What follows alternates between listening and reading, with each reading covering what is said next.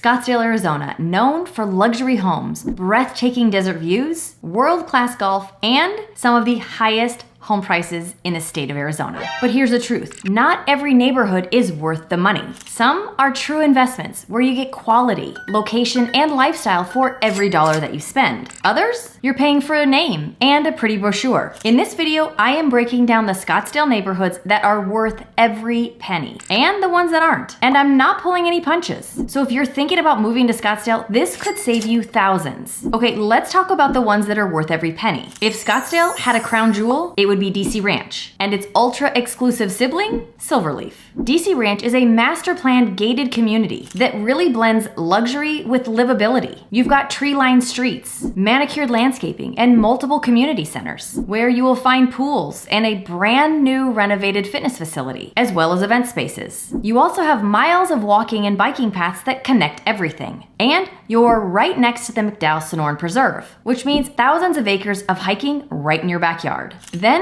there is Market Street, which is the heart of DC Ranch. This charming shopping and dining district is actually walkable. Imagine grabbing a coffee or meeting a friend for lunch, or heading out for date night without needing your car. Now, within DC Ranch, you have Silverleaf, the most exclusive address in Scottsdale. We're talking guard-gated privacy, custom-built estates on sprawling lots, and views that stretch from Camelback Mountain all the way to Pinnacle Peak. The Silverleaf Club is invitation only, with a Tom Weiskopf designed golf course, a luxury spa, and a clubhouse that feels like an old rural Mediterranean village crossed with a 5-star resort. Why are these worth it? Both of these communities hold their value extremely well, even in market downturns. Buyers here are not just buying a home, they are buying into a lifestyle that is hard to replicate. Here's my insider tip though. If you want the walkability that Market Street can offer, you're going to have to target homes within DC Ranch that are pretty close to Market Street. If you're chasing privacy and exclusivity, Silverleaf is where you will find it. Just know that if you want those huge sweeping views that are towards Camelback, your home will likely face west, or at least partly west. Next up is McCormick Ranch. This is one of Scottsdale's original master plan communities, and a total fan favorite for buyers who want location as well as charm. The neighborhood here feels different than many of the other Scottsdale neighborhoods. You've got mature trees that actually create shade, 2 beautiful lakes, and over 25 miles of walking and biking paths. And they all weave throughout the community. Location-wise, you can be in Old Town, Kierland Commons, or Scottsdale Quarter, all within about 15 minutes, without fighting hours of traffic. And if you've got kids, there are highly rated public as well as charter schools that are very nearby. Why is it worth it here? Well, many of the homes here sit on larger lots than some of the new construction homes, and the community's layout gives it that genuine neighborhood feel. The lush vegetation and the location are just a few of the other things that people love about McCormick Ranch. And those are some of the things that keep it one of the most sought after communities in Scottsdale. Now here's my insider tip on this one. The prices in McCormick Ranch have increased pretty significantly, like many other places. However, many of the homes were built in the 70s and 80s. And if you can find one that hasn't been updated yet, you can get a better deal. Yes, you will likely see popcorn ceilings and maybe avocado green appliances. But you can often buy these homes for less than what the other homes are selling for in the neighborhood. Then you can update them to your taste and have a lot of equity in the home. Now, if you're moving to Scottsdale with kids, or you just want that true community feel, Grayhawk should be one of those neighborhoods at the top of your list. Grayhawk is divided into 2 main sections. You've got the park and you've got the retreat. The park is perfect for families. Think multiple playgrounds, open green space, sport courts, and an elementary and middle school right within the neighborhood. Kids can ride their bike to school and the park without having to cross any major roads. The retreat is man-gated and still great for families, as well as anyone looking to have that lock and leave lifestyle. Within the retreat, you are going to find some of the same amenities that you found in the park, as well as 2 world-class public golf courses, Talon and Raptor. These courses are so well maintained, they are often used for not only professional but semi-professional tournaments. Things like the Fries.com Open, the NCAA Division I Men's and Women's Golf Championships. They've also used these courses many times to host the Pro-Am before the Phoenix Open. Grayhawk also organizes community events year-round, from holiday festivals to movie nights in the park. It's the kind of neighborhood where neighbors actually know one another. You're also close to the 101 for commuting and a quick drive to shopping and dining at Scottsdale Quarter or Kierland Commons. So why is it worth it? Grayhawk tends to have great resale value because families move in and they stay. The combination of schools, safety, and amenities is hard to beat. Here's my insider tip here. If you want the most walkable lifestyle here, look for homes within walking distance to Grayhawk Plaza. This is where you can find a coffee shop, some restaurants, and a grocery store. Now let's take a look at some of the areas that might not be worth it. Let's start with Old Town Scottsdale condos. Now, don't get me wrong. Old Town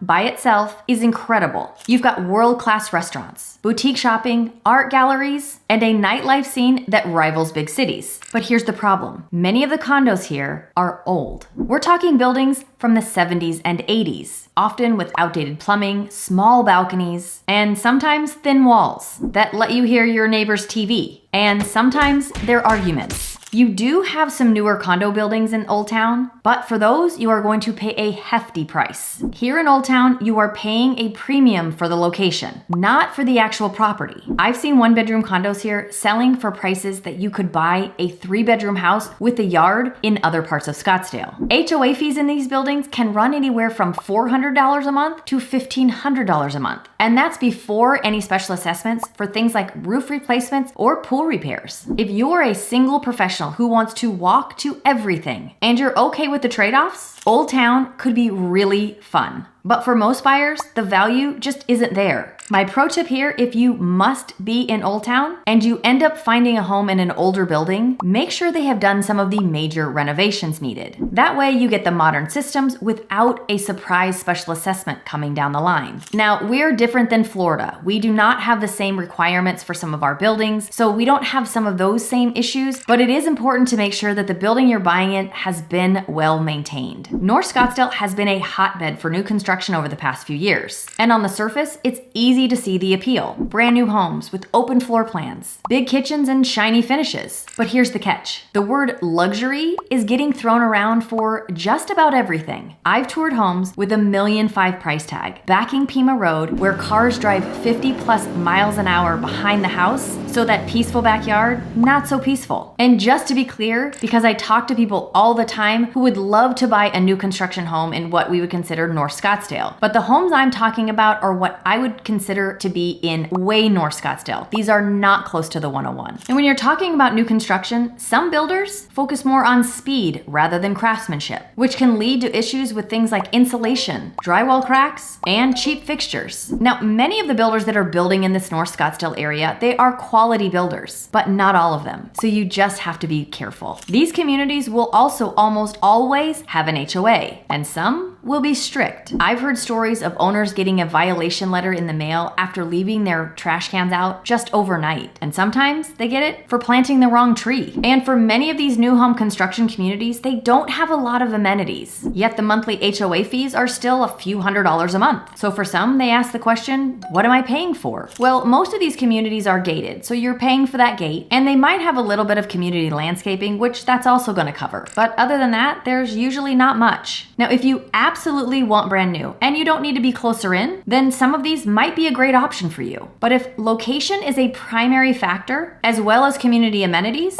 then you will likely feel like you are too far away and paying too much, maybe not only for the home, but also for the HOA. Here are a few pro tips on this. Drive like you would on a normal day from the community you're thinking about buying in. See how long it'll take you to get everywhere that you would need to go that day, and see if you can live with this. Then think about this one. What if I forget something from the grocery store? How long is it going to take me to get to the grocery store and back home again? For some, this is a big deal. For others, it's not. But in either case, you will have done your due diligence to find out if the location is too far for you. And always research the builder's history. Visit other communities they've built in. Talk to homeowners there if they're out and about. They'll give you the real story on warranty issues, customer service, and their overall satisfaction. Now, Scottsdale is known for golf. We've got some of the best courses in the country here, but not all golf communities are a smart buy, especially if you're not a golfer. Many private clubs have 6-figure initiation fees. fees. You heard me right. And that's just to join. Then you've got monthly dues anywhere from $500 a month to $1,500 a month. And if you don't play regularly, that is money you're basically throwing away. Now, for most of these clubs, you do not have an automatic obligation to join if you don't want to. But there are a few communities where it is a requirement to join once you buy property. And homes in those certain communities can take longer to sell, especially if the market cools. Buyers who aren't golfers weigh all those outgoing costs against properties in non-golf communities or communities where they're not required to join the club. Now, some clubs are incredible if you're into the social scene. They host events, have dining options, and maintain immaculate grounds. But if you're not participating, you're paying for amenities that you're never going to use. Here's my pro tip here. Even if you do golf, compare communities. There are semi-private as well as private courses in Scottsdale that give you amazing play without locking you into a gigantic financial obligation. Sometimes you can live near a course without having to join. And because we have so many amazing public courses, you might want to jump around from course to course so that you don't get bored. There are also local deals where you can get kind of a quasi membership to multiple different courses and have reduced greens fees. The reality here in Scottsdale with golf is you have a lot of options. Now, if you're still wondering if Scottsdale is the right place for you, you are going to want to watch this video.